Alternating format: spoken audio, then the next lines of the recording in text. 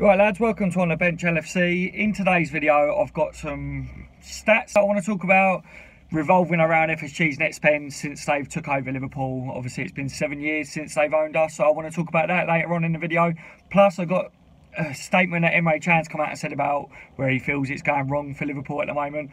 And, I won't even say it, I'll just start with this one, but did you guys know, right, I didn't, but I've read this article, apparently Jurgen Klopp's preferred destination in England was the scum, Man United. Yeah, I didn't know either. So you're sitting there right now going, fuck off, it all makes sense now. This is why I was a no, it's not. And obviously, basically, who it was, right, I can't pronounce the fella's name or whatever, but he was Jurgen's boss at Mainz or something, so he's a close friend or whatever.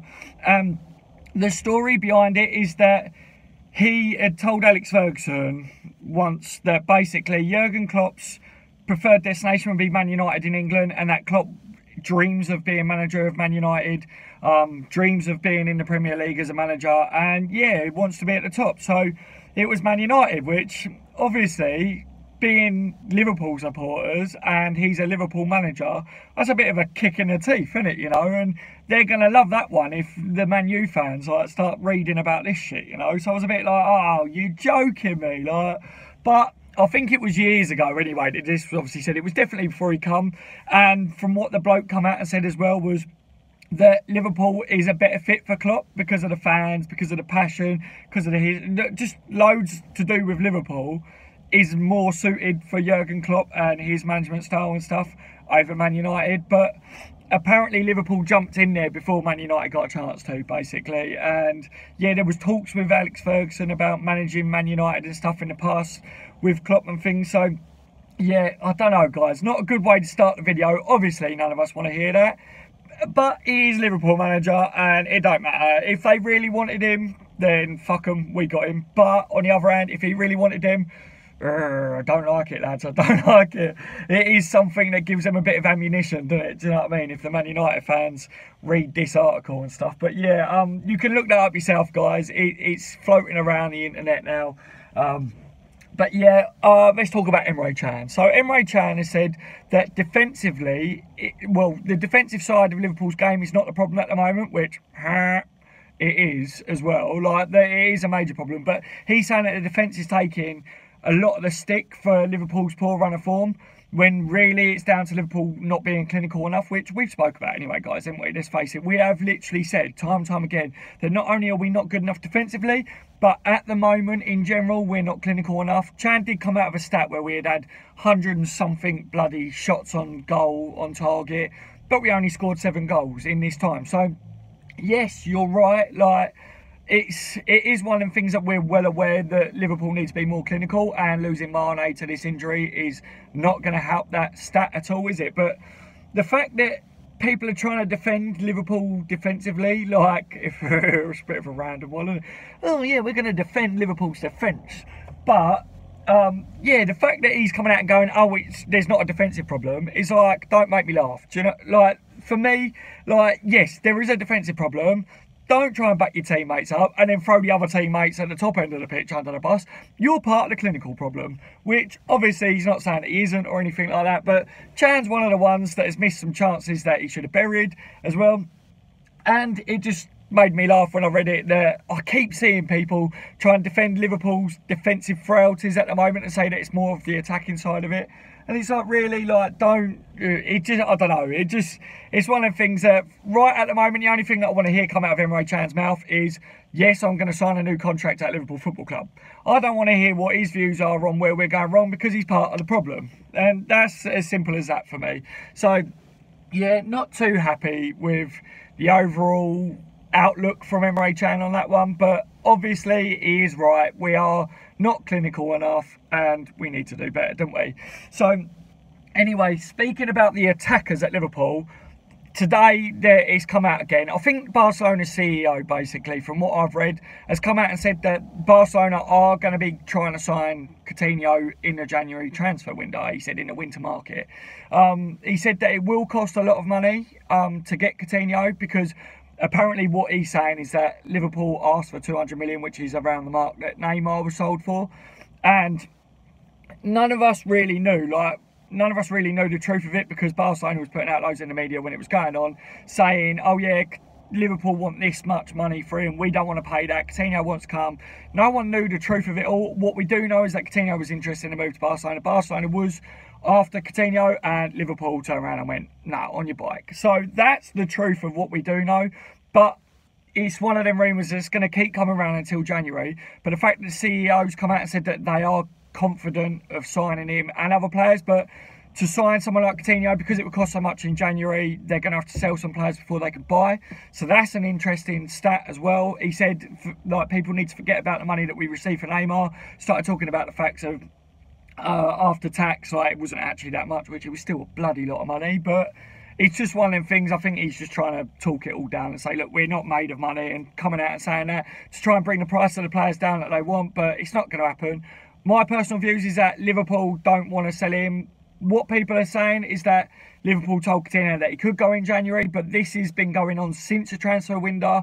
So I don't think anything's changed, to be honest. Look, Coutinho's playing in the Champions League for Liverpool. My personal views is that if Liverpool said that you could go in January and Barcelona really wanted him, I think that there would have been some sort of an arrangement and maybe he wouldn't have featured in the Champions League. But on the other hand, he is a Liverpool player and he'll do as he's bloody told.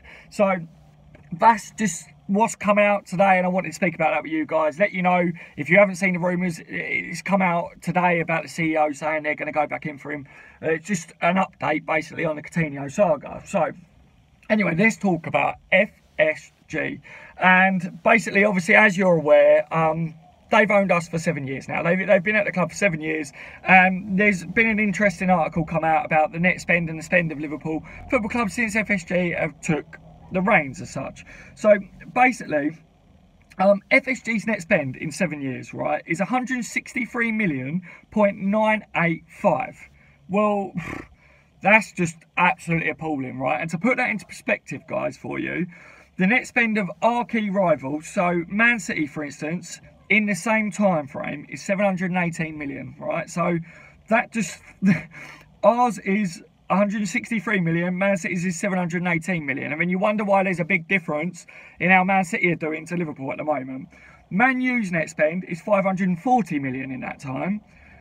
Chelsea's is 351 million in that time. And then Arsenal's is 179 million. So the interesting one there is obviously Arsenal's a bit behind the other top three as well, but they're still ahead of Liverpool. And one of the key things that everyone has been talking about with Arsenal and how their run of form is going and they're dipping and dropping out of top four is because they're not spending on players, but they've still spent more than Liverpool. So what it is I think time again I'm reading people like and other fans go, oh, Liverpool spent so much bloody money yet they still can't win the league, rah rah rah. Like, to me, like, no, right?